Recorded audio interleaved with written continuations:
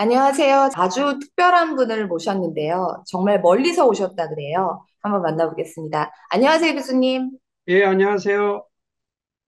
교수님, 우리 자치분권대학 수강생분들한테 한번 소개 인사 좀 부탁드릴게요. 예, 감사합니다. 저는 국중호라고 하고요. 어, 저 출신이 서산에 충청도 서산 출신입니다. 한국에서 대학도 졸업하고 있다가 일본의 히토츠바시 대학이라고 하는 데를 1992년에 왔으니까요. 벌써 30년이 됐네요. 경제학을 전공하고 있고요. 지금 현재는 요코하마 시립대학에서 경제학을 가르치고 있습니다. 그리고 동시에 개요대학에서도 특별 임용 교수로서 재정학을 가르치고 있습니다. 요코하마 대학에서 지금 학생들을 가르치고 계신데, 요코하마에 대해서도 한번 소개해 주시는 건 어떨까요?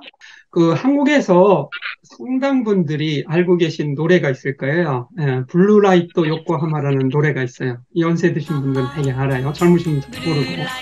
그러나 그 정도는 이제 많이 알려져 있다는 생각인데, 놀라지 마세요. 요코하마가 오사카보다 훨씬 더 커요. 그러니까 오사카는 아직도 이제 260만의 도시인데, 요코하마시는 375만이에요. 그러니까 부산보다 더 큰 도시예요.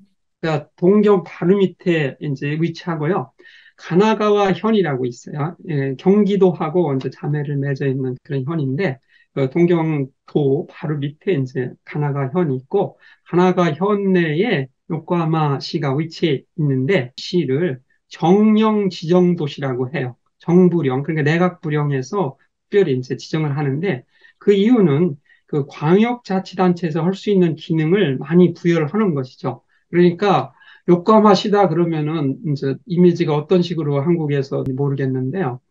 상당히 이미지가 좋아요. 그러니까 세련되고 왜냐면은 그 제일 먼저 그 개항 그러니까 외국에 대해서 음, 개방한 동네가 요코하마예요. 그 다음에 여러 가지가 대부분 다 갖춰져 있고 하니까 아마도 제가 보기에는 앞으로 인구가 이제 줄어드니까 다른 시의 인구는 많이 줄어들어도 요코하마시 인구는 거의 줄어들지는 않을 거예요. 음. 그 정도로 인기가 있는 지역입니다. 교수님, 그럼 마지막으로 교수님을 또 저희가 모신 이유가 지방소멸, 상생제도 이렇게 해서 이제 말씀을 드리려고 모셨는데 지방 대학이 조금 어려움에 대해서는 다루지는 않고 있거든요. 이번 강의에서. 네, 전반적으로 일본은 지금 어떤 상황인지. 근데 일본은 기본적으로 그 동경대 아니면 막 그냥 지방대학에 있는 국립대는 다 괜찮다 생각하시면 돼요. 네. 그만큼 일본에 있는 지방대의 국립대는 그 지방의 인재를 많이 공급하는 이런 역할을 많이 하는 것이죠. 어쨌거나 말씀드리고 싶은 거는 지방의 대학의 그런 존립 문제가 한국보다는 좀 덜하다는 생각이 들고 음, 그 이유가 아까 그 무사정권이 그 지역 음, 중심으로 다 이루어졌기 때문에 지역에서, 그러니까 그 한 곳에서 움직이지 않고 죽을 때까지 사는 이런 사람도 많기 때문에 한국보다는 그런 어떤 그 서울로의 이동, 그러니까 수도권으로의 이동 문제는 좀 덜어. 그럼에도 불구하고 일본은 동경 일극 중심의 시정이라는 표현을 써요. 음, 일극. 그 동경 일극 중심, 그러니까 동경으로 많이 모인다 하는데, 동경은 일본 지금 한 1300, 한 60만, 50만 정도 되거든요. 그러니까 인구의 한 10% 정도 되는데, 한국은 뭐 한 20% 되잖아요. 1000만이라 치면은. 근데 수도권이 한국은 50%반 정도 모여 있잖아요. 일본은 그거에 이제 그 반이에요. 그러니까 어, 50%가 아니고 그거의 반이니까 얼마죠? 한 25%, 요 정도 음, 되는 거예요. 그럼에도 불구하고 분산시켜야 된다는 쪽이 되다 보니까 음. 그 지방 분권이라든가 지방 자치라든가 이런 면에서는 일본이 한국보다는 좀 앞서 있다는 생각입니다. 다음엔 저희가 한번 요코하마 시립대학에 한번 가겠습니다. 아이고, 너무 네. 감사합니다. 네.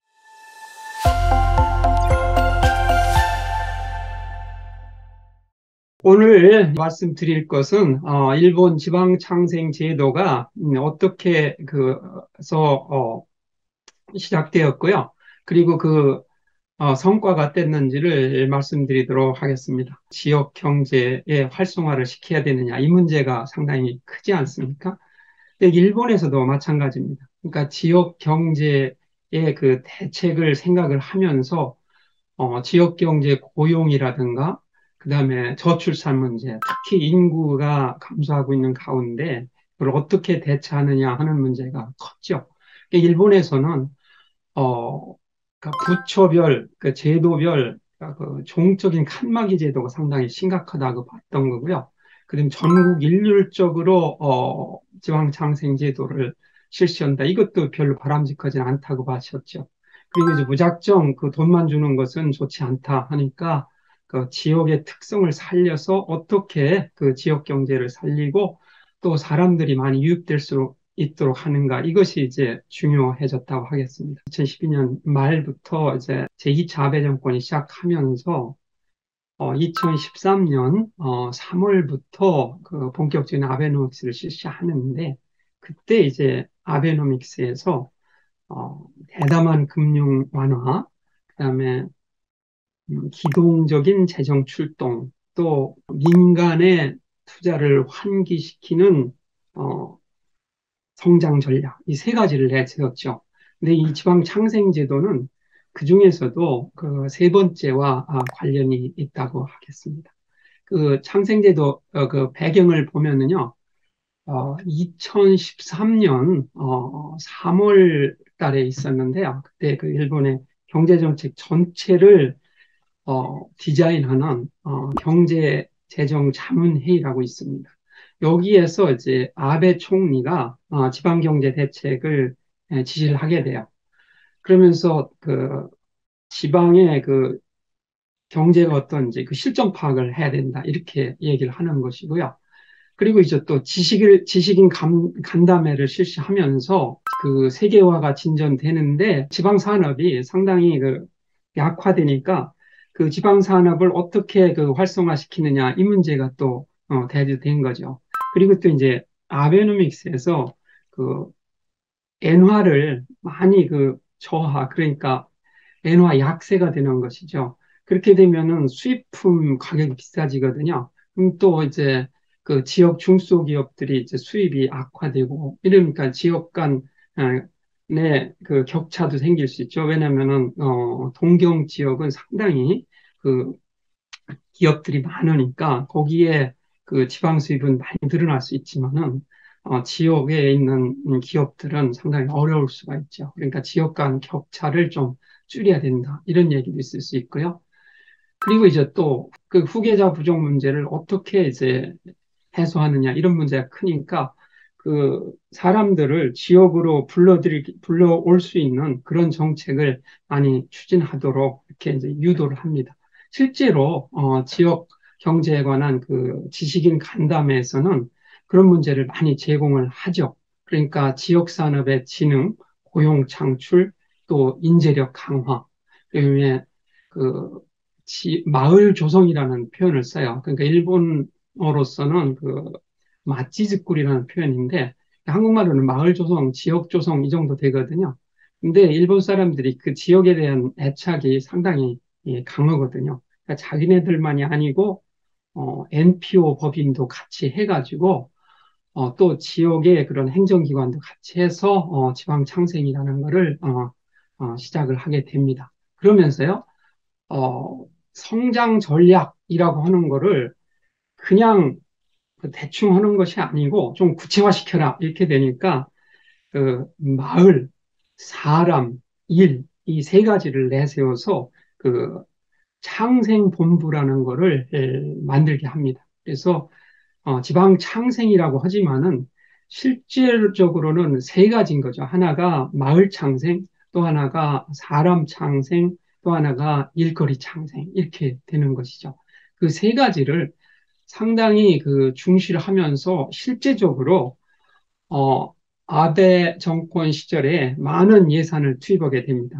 그 아베노믹스에서 내세우는 세 가지 화살 뭐라겠죠? 하나가 그 대담한 금융 완화고 그다음에 기동적인 재정 출동이라는데 한국은 지출인 거죠. 큰 지출하고 또 하나가 민간 투자를 환기시키는 성장 전략이거든요. 이 성장 전략에서 지역의 경제가 활성이 돼야 그래야 제대로 된 성장이 될 수 있다. 이렇게 보는 입장이 상당히 강했습니다. 그러니까 그 지방에서도 또 중앙정부에서도 함께 할 수 있는 이런 그 조직을 만들게 되는 것이죠.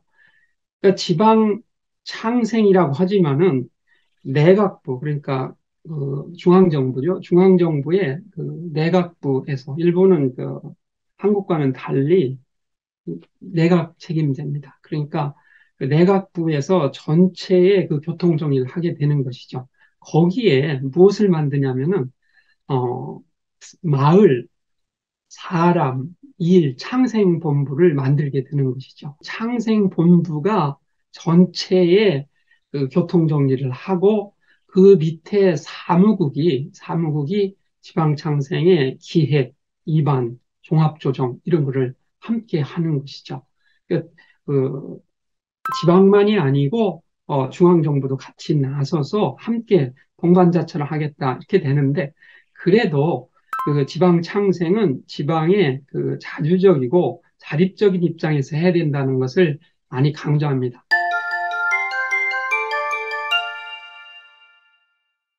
우선 그 지방 창생의 그 목표로서 그 5가지를 내세웁니다.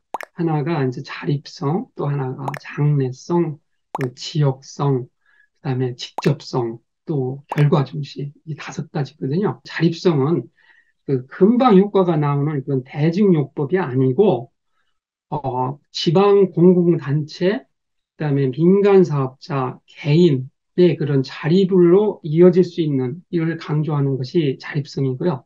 또 하나 장래성은 지방이 그 자주적이고 주체적으로 또 꿈을 가지고서는 전향적으로 노력해야 된다. 이것을 이제 그 시책에서 상당히 중시하게 되는 것이죠.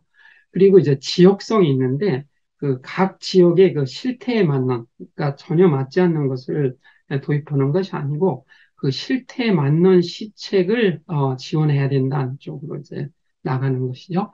그리고 이제 직접성 그러니까 사람들이 이제 그 이주를 하고 또 일자리를 창출하고 또 마을 조성을 해서 직접적으로 그 지원하는 시책을 중점적으로 이렇게 실시해야 된다. 것이고요. 또 이제 결과 중심에 세우는데, 그래도 사실은 그 정치성이 좀 들어가 있다고 할 수 있겠죠. 정치가 이제 결과를 중시하니까. 그때 그 PDCA라고 있습니다. P가 이제 플랜, 계획이고요. 2가 실행이고, 그 C가 이제 체크, 그 평가죠. 그다음에 A가 액션, 이게 개선입니다. 그러니까 그것에 대해서 그 수치, 목표를 구체적으로 설정해라. 그리고 이제 그 객관적인 지표에 따라서 정책 효과를 이렇게 된 것이죠. 그러니까 이 5가지 원칙이라고 하는 것이 그 스스로 생각을 해가지고 스스로 책임도 지고 그다음에 이제 그 종합적으로 어떤 정책을 추진하는지 이것을 이제 중앙정부하고 지방정부하고 같이 그 동반자처럼 해나가자 이렇게 내세운 것이 지방 창생의 5원칙이라고 하겠습니다.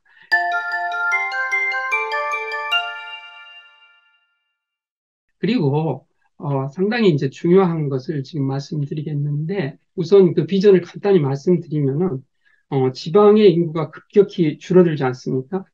그리고 이제 초고령화가 시작되고 이미 뭐 시작돼서 일본이 한국보다 지금 한 2배 가까이 고령화라는 거는 65세 이상 인구가 전체 인구에 차지하는 비율이거든요.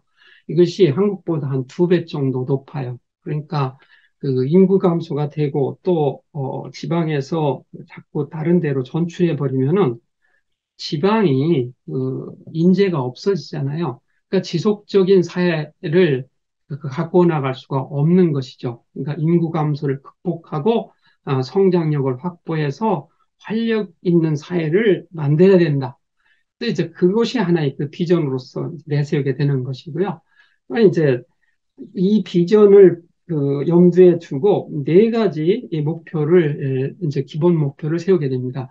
그리고 오늘 강의에서 제일 중요한 부분이 이 부분이라고 하겠습니다. 그러니까 4가지 기본 목표를 세워가지고 예산도 거기에다 주고 예산을 줄 때 이제 어느 정도 효과가 있었는지 이것도 이제 중요하잖아요. 그러니까 그 중앙정부에서는 이제 중점을 두는 분야에 예산을 주지만은 지방에서도 뭐를 중시하냐에 따라서 달라질 거 아닙니까? 그때 좀, 균형을 갖출 수 있도록 이제 구체적인 목표를 세운 거죠. 그 네 가지가 제 나름대로 간단히 요약 표현을 하면은 하나가 일자리 창출, 두 번째가 인구 유입, 세 번째가 결혼, 출산, 육아 지원, 네 번째가 지역 연계. 이 네 가지가 된다고 하겠습니다. 그래서 실제적으로 과연 어떤 식으로 지방 창생의 예산을 배분했는지, 지방 창생이 실시된 것이 2015년부터 실시됐는데, 실제적으로 본격적으로 예산 배분이 된 것이 2016년이에요. 또 이를 이제 보시면은요, 기본 목표 그 네 가지를 세워놨죠. 그 첫 번째 일자리 창출, 그다음에 두 번째 인구 유입, 세 번째 결혼, 출산, 육아 지원, 네 번째 지역 연계 이렇게 되잖아요. 2016년에는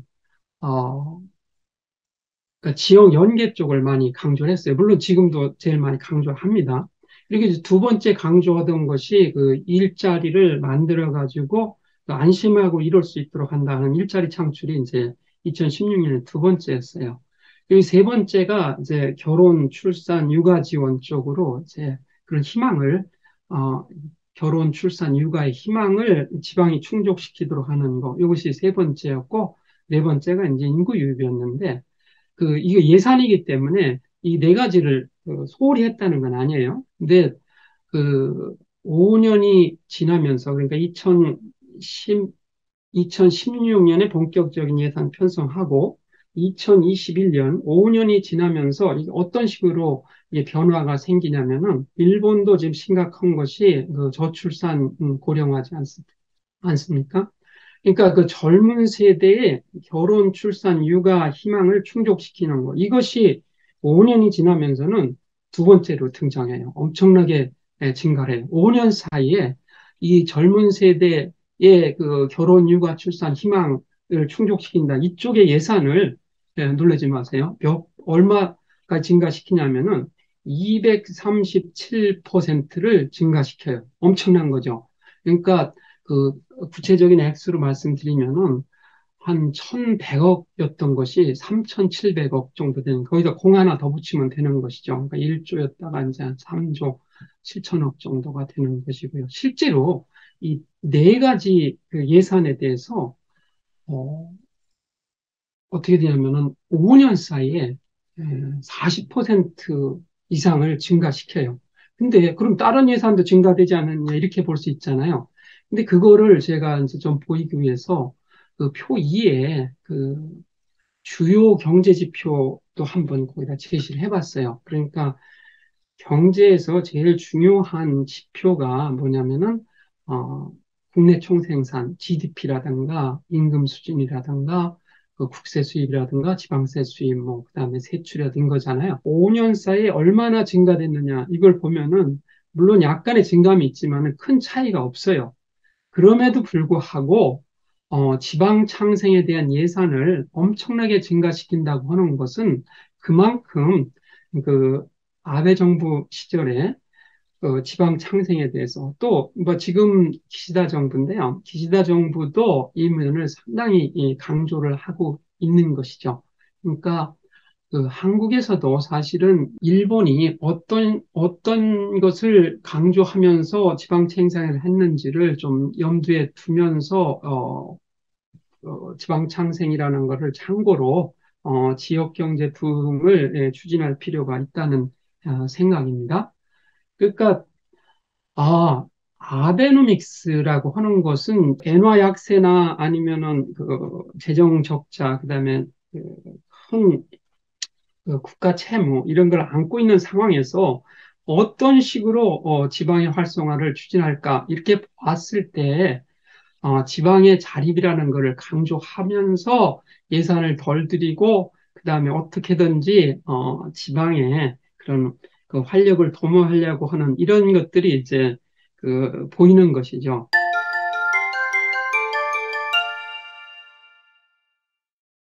일본의 지방창생제도 추진에 있어서는 아까 말씀드렸듯이 그 네 가지 목표가 있었잖아요. 그 기본 목표가 네 가지 있었는데 한국에서 뭐를 중시할 것인가 이거는 이제 한국 실정에 맞춰서 조정을 하시면 되겠죠. 근데 일자리 창출, 인구 유입, 결혼, 출사, 육아 지원, 그다음에 지역 연계 이 네 가지를 중시했다는 것이고요. 그 중에서도 젊은 세대의 결혼, 출산, 육아의 희망을 충족시키는 그런 기본 목표를 중시했다. 이것이고요. 그러면은, 한국에서도 이 네 가지를 중점 시책으로 삼을 필요가 있다는 것이 제가 보는 그 시사점의 하나고요. 또 하나 중요한 시사점이라고 볼 수 있는 것은 한국에서도 일본의 지방 창생과 같은 지역 발전을 위한 정책 실시가 그 중시될 필요는 있지만은 일본처럼 그 국채 발행이나 그다음에 채무중대의 국채 발행 또는 그 채무중대를 이용해 가지고 그 재원 조달을 해서까지 지방창생 정책을 추진한다고 하는 거는 상당히 좀 위험할 수 있다는 것이죠. 왜냐면은 그 채나 그다음에 지방채나 이런 채무의 그 상환은 장래 세대가 또 그거를 짊어져야 되는 이런 문제가 있거든요. 그러니까 그런 채무중대를 가져오지 않으면서 지방 창생을 추진하는 그런 지혜를 발휘했으면 좋겠다. 그것이 바람직한 방향이 아닌가 하는 것을 말씀드리면서요. 이것으로 마치도록 하겠습니다. 감사합니다.